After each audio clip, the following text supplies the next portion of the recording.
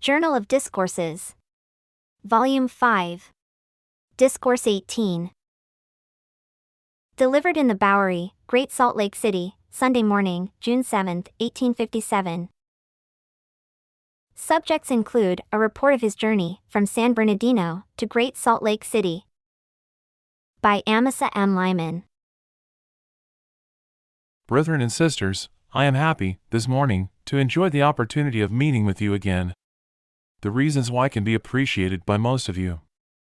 I do not feel, this morning, much disposed to preach. But I have been told that the people would like to hear me.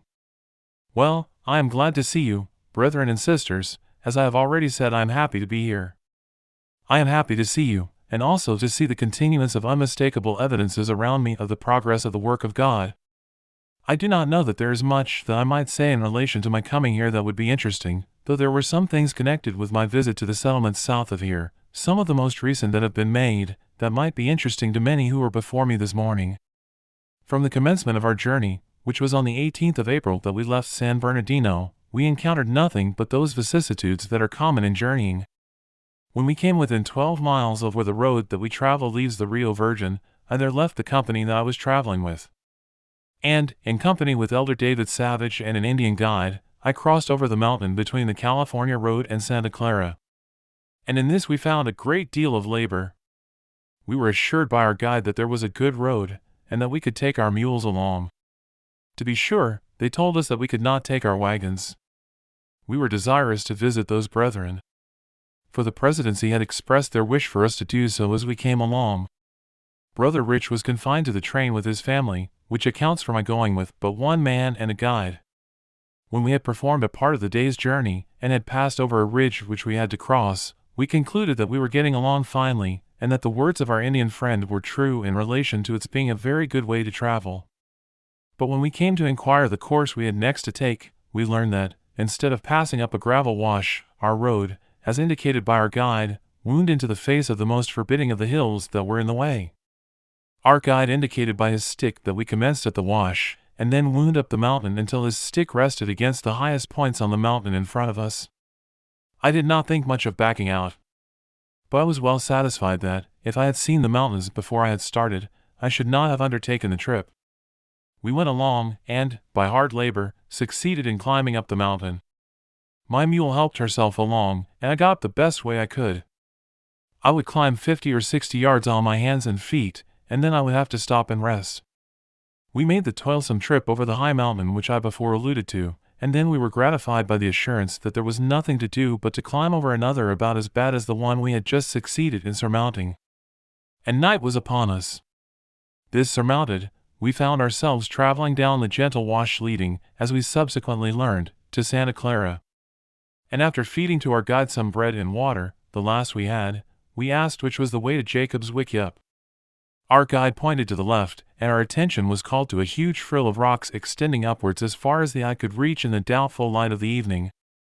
There was a moon, but it was hid from us by the clouds, and hence we had to have torchlight, which our guide provided.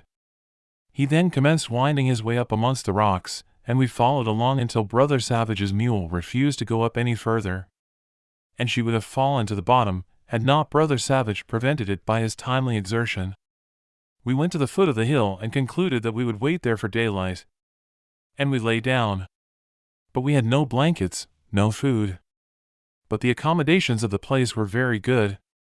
We lay down and slept, from our excessive weariness, until morning. The next morning we succeeded in climbing the hill.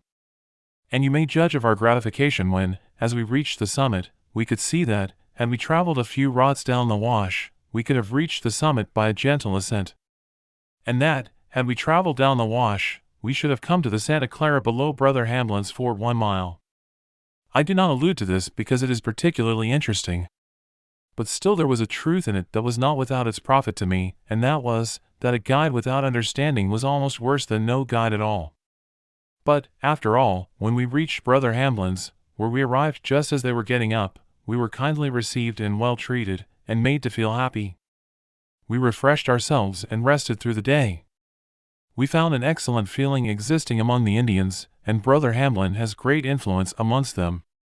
The brethren have built themselves a small stone fort, in which they are pretty safe, much more so than in one made of adobes. Their homes are rough, excepting their fort, which is a good one. We found a marked difference between the Indians at this point and those we had encountered before reaching there. The first we met were in the region of Las Vegas. They were all hungry and nearly starved. But this was not the case with those at the Santa Clara. They were all fed and clothed, and consequently felt well. The field crops planted there look well.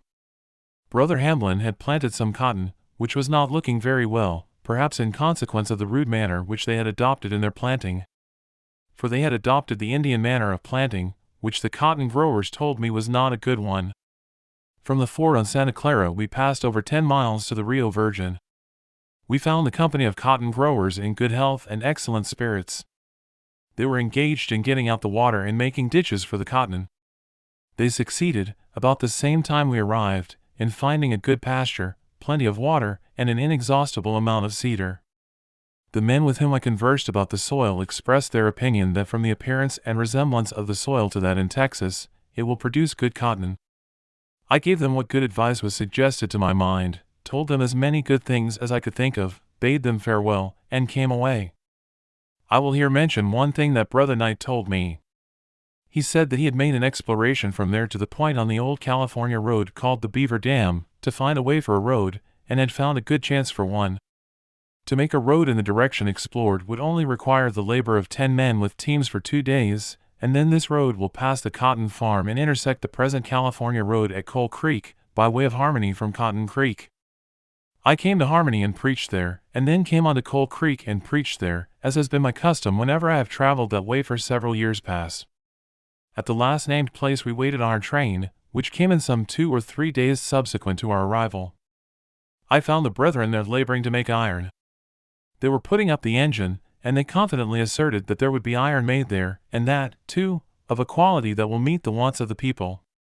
From Coal Creek I passed over to Parowan and preached to the people there, and found the good spirit among and with them. We had no particular bad luck, that I know of, on the way, except that Brother Rich's family were afflicted, and one of his children died. This was all the ill luck that befell us up to the time I left camp a week ago yesterday. When the mail overtook us, I got into the wagon and rode with the mail, which I supposed would be a slight relief from the mode of traveling which I had practiced while with the train. I traveled with the mail until I arrived in this city, which was on last Wednesday evening, since which time I have been resting. As I said when I rose, I do not feel like preaching. But I would simply ask you, as a part of Father's family, does our courage increase? Does our valor increase, so that we can live for the truth, for our religion? It is a common thing with the world for them to be complimented for their bravery. And this matter of dying for the truth, dying for a man's opinions, is a common thing. Men have died for their opinions when those opinions were erroneous. But if it is truth that men die for, it is all the better. But it occurs to me that it is better for us to live our religion, and let the dying take care of itself. For I find that it is a very easy matter for an individual to die. Men can with much less faith and less trouble of life place themselves in a position to get killed than to so purify themselves, their actions, and by regulating themselves by the truth and actually to live their religion in the legitimate spirit of the gospel. This is what I consider to be the greatest, the noblest thing for the saints to do. It is this that has brought all the joy to my mind, that has fixed the principles of the gospel upon my mind. It is this that has brought all the blessings that I have realized since I embraced the gospel. And it is this that enables me to enjoy the Spirit as I get along through the world, and I feel that it is good for me to continue to enjoy this Spirit. And that we may all be so happy and so blessed as to keep this constantly and unceasingly in view, that we may be saved eternally in our Father's kingdom, is my prayer. Amen. You were just listening to remarks by Elder Amasa M. Lyman. Delivered in the Bowery, Great Salt Lake City, Sunday morning, June 7, 1857.